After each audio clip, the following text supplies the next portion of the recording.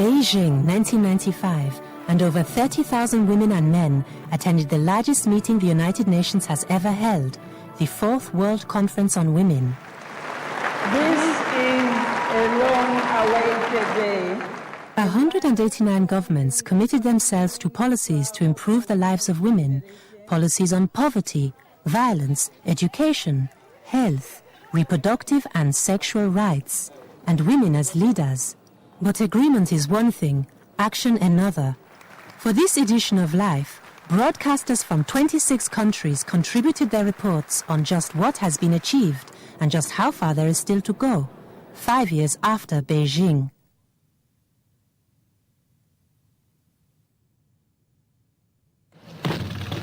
For decades in Northern Ireland, women and children bore the brunt of the conflict between Catholic and Protestant groups.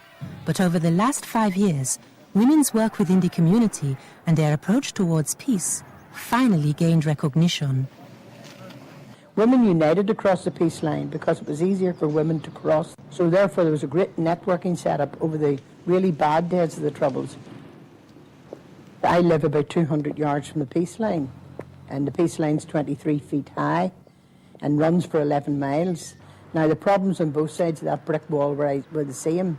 If there was an incident happened on the Catholic side of the peace line, we crossed the peace line and supported them very visibly. We were seen to support them. We didn't hide the fact that we were visiting their homes. We didn't hide the fact that we were saying to them, hey, we're here for you.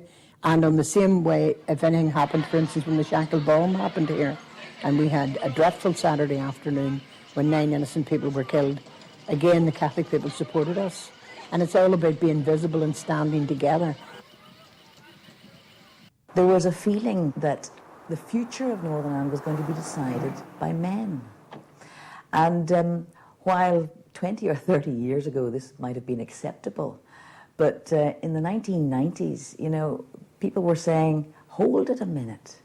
Women have a right to have a say in their future, particularly when it comes to peacemaking. Have you ever in Northern Ireland seen a group of all shades of political colour sitting in one place at one time, all ready to talk to each other?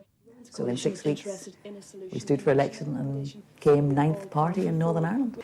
We were all prepared to forget, or not to forget, but to leave our political baggage at the door and talk together and work together and plan together for a common approach, for a common future, for peace. The press conference has been called this morning to launch our manifesto. Experiences are universal. And that's what's changed now, that women have moved on. They've fought their right to be there. They've gone out and competed, and now they need to lead. And I think that that's what we did when we were in the negotiations and afterwards when we went on into the elections, is to be able to show that we were as capable of competing and governing and leading as the men had been, who were the normal, established constitutional parties. But in other countries around the world, women are still fighting for their share of leadership roles.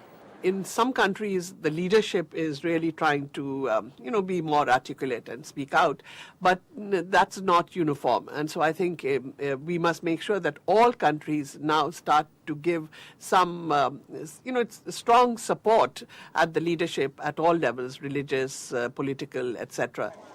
Nigeria's population of 120 million elected a democratic government in 1999, but even though women played a key role in the elections, they voted but weren't voted for.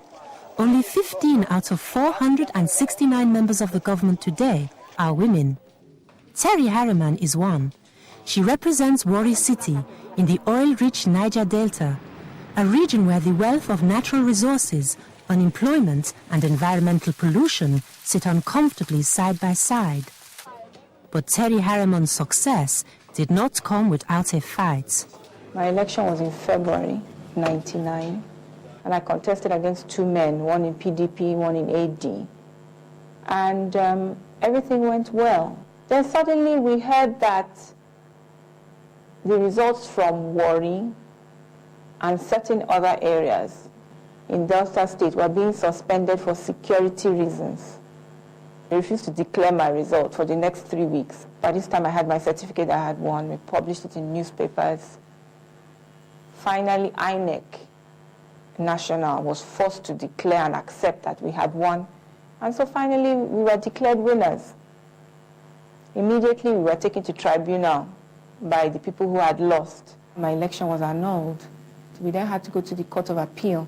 And the day before the swearing in, at about 4 o'clock, I got my judgment. I think there's an ego problem here. It must have been very difficult for them to accept being defeated by a woman, and by a very wide margin. Only 5 countries around the world today have met the Beijing conference goal of having 1 out of every 3 government positions held by women. But in Fiji, women are now making significant progress in areas of work traditionally regarded as male-only. In 1999, former Director of Public Prosecutions, Nazat Shamin, became Fiji's first woman judge. When I was first admitted, I think there were only 5 or 6 practicing women lawyers in Fiji. And now, 17 years later, a large number of women are not only becoming lawyers, but are appearing in court, and some of whom have reached quite a high level of seniority. So that is very positive, because I think with more women in the legal profession, it means the legal profession becomes more representative of the community. In other professions, women are still struggling for recognition. Inspector Sarah Bernard is one of just 2 senior women police officers in the country. Throughout my service and through training, my other male counterparts, they treat us as a woman, but not as an officer. With the promotions, we were not recognized as that we can take up leadership or management in the force. We are not that strong, but with dedication and hard work, we can also achieve what a male officer can achieve. But women in New Zealand have found a way to break into formerly male professions in the business world through new technology. The television industry that I had come from was quite hierarchical, and I'd come through the state broadcasting system, which was a very traditional and male-dominated management system that I'd been a part of. And in the new media industry, it was kind of like pioneering days, starting from scratch, sowing the first seeds. But the really amazing thing about the new media industry is that because you don't have like a broadcaster to broadcast your projects, you're doing things that are commissioned for clients. It might be for a museum, it might be for a corporate client, or it might even be something that we've initiated, which will be a piece of product or a project that we will sell and get royalty income from. So we're very much in control of what we do, and I think that's a big difference. If I have some fears about technology, is that it is because people become information rich and others information poor. And that poverty comes from 2 areas. One, they don't get access to the new technology. They don't get access to the computers. They don't get access to the digital cameras. They don't get access to the way of transmission of the programs of the future. So it's very important that that is accessible to people. Education is the entry ticket to the new digital society. 1/3 of all internet users have at least 1 university degree. In Brazil, just 5 out of every 100 people own a computer. The rest of the population live very different lives. Gabriela Silva is 65. She collects waste paper and cardboard for a living and is bringing up her 3 granddaughters on her own. Where do you go with your cart? Out there.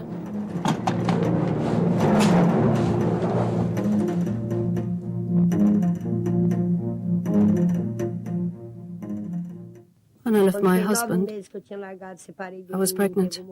9 months after I left him, my boy died of gastritis. I was left alone in this world, working by myself. Young man, do you have any paper? I was told to come here this morning.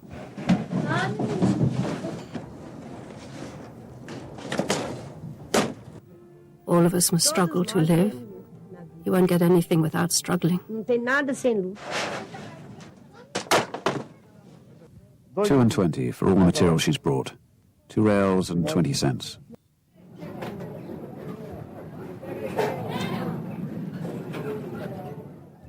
Do you think your granddaughters will end up living the same way you do?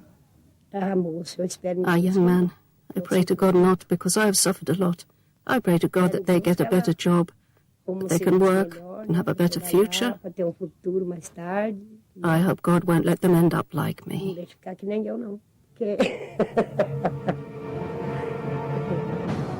Of the almost 1 billion illiterate people in the world today, 2 out of 3 are women, and women still make up 2/3 of the world's poor.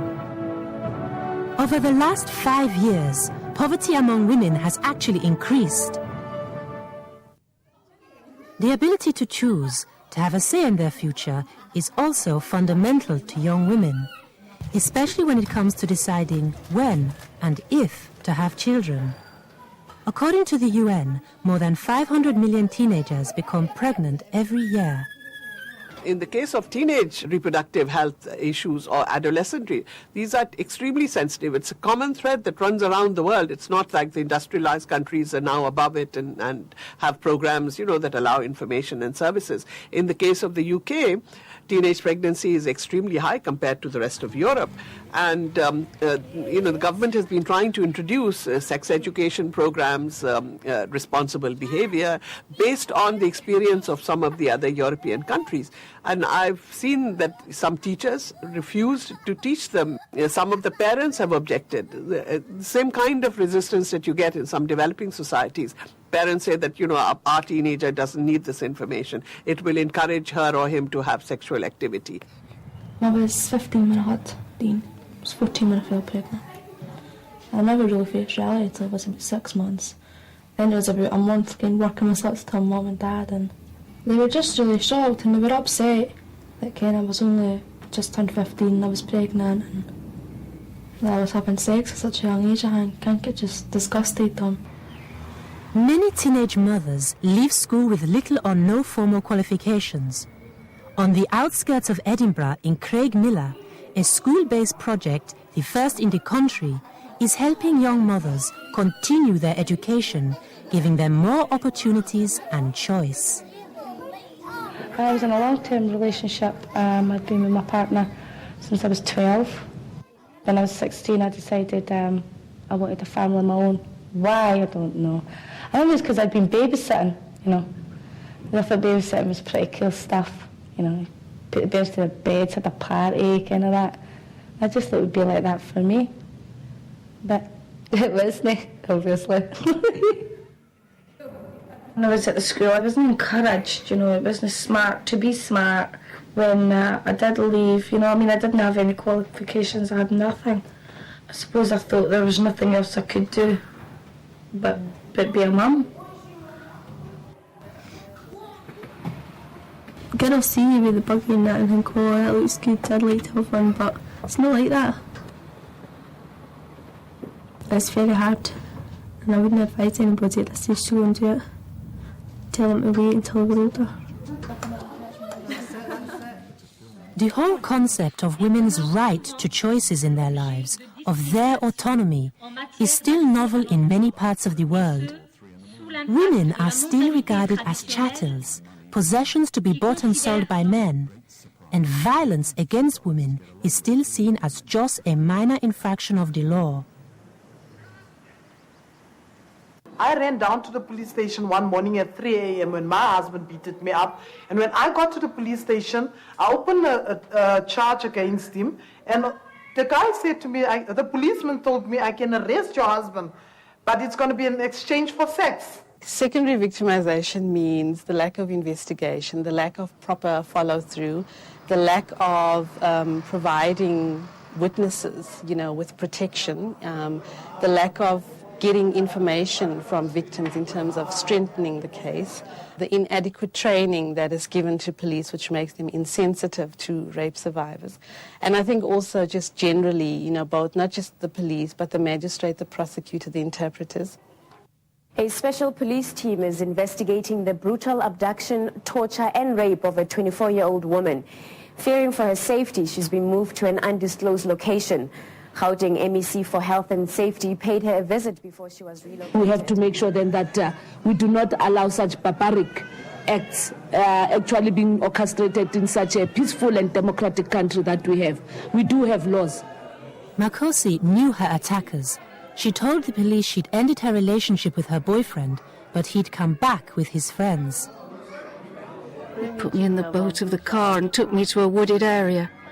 And they tied my hands and began raping me.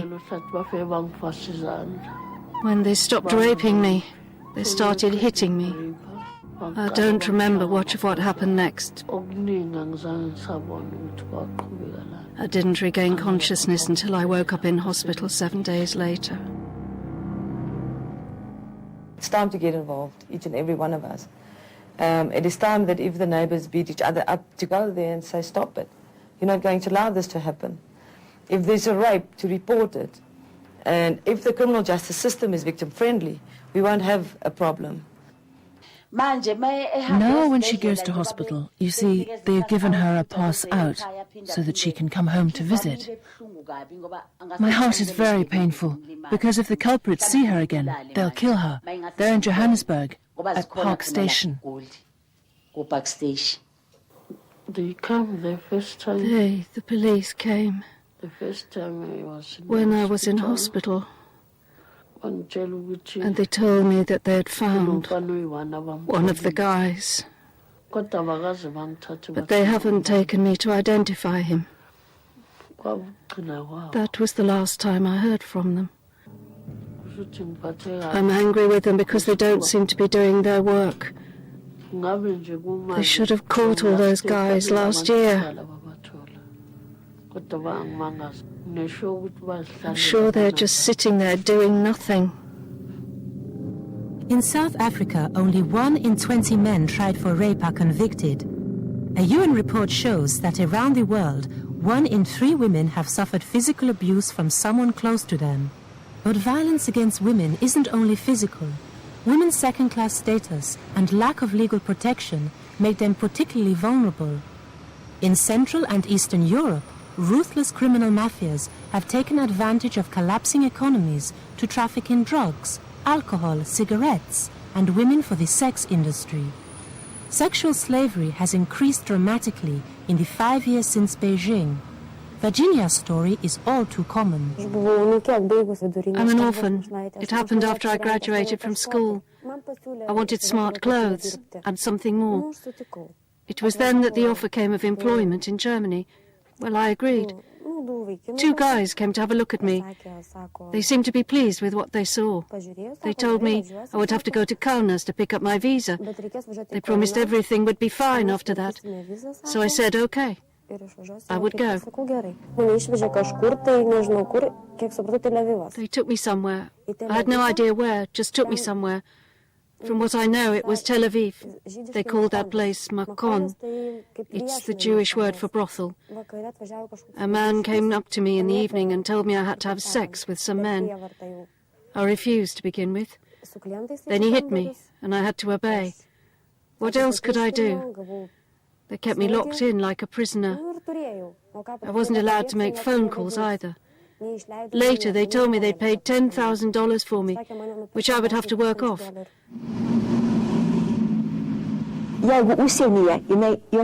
The girls working abroad are deprived of all their civil rights. Illegal immigrants are almost slaves.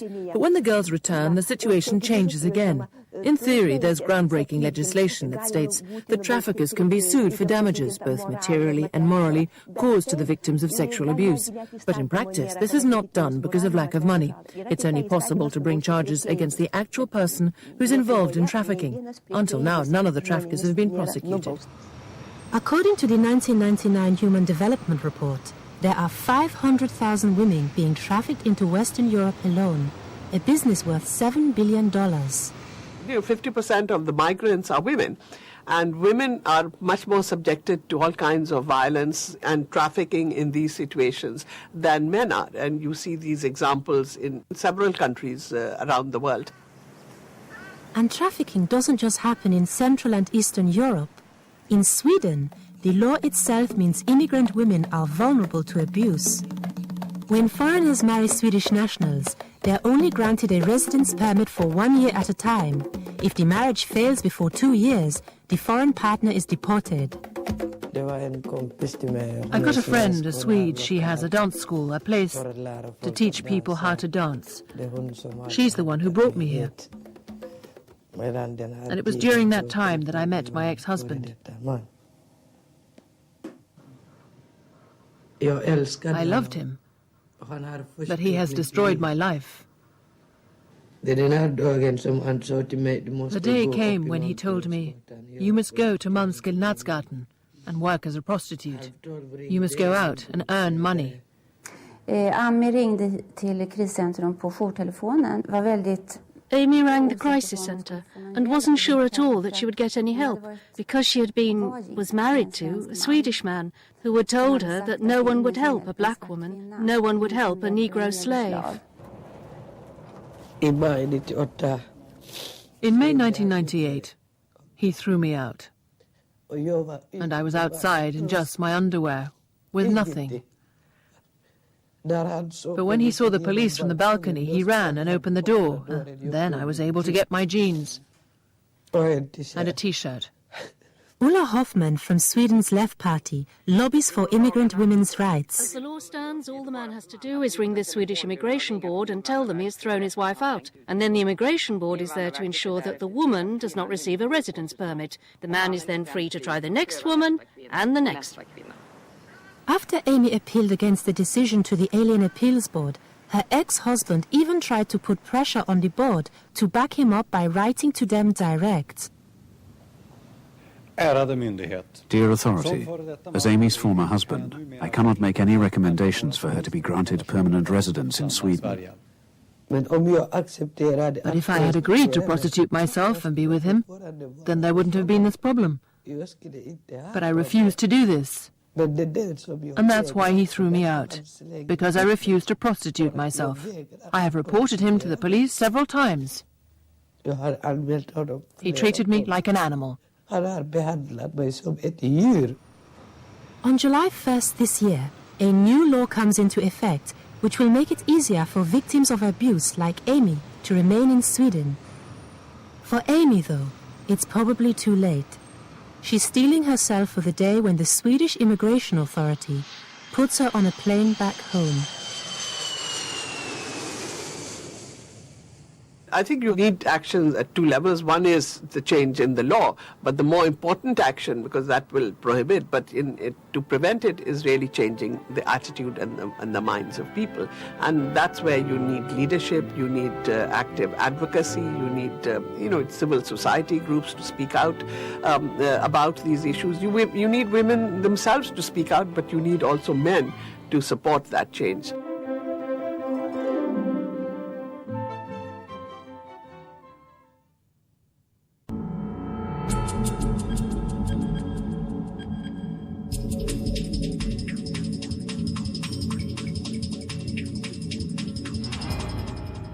Often the Fourth World Congress on Women.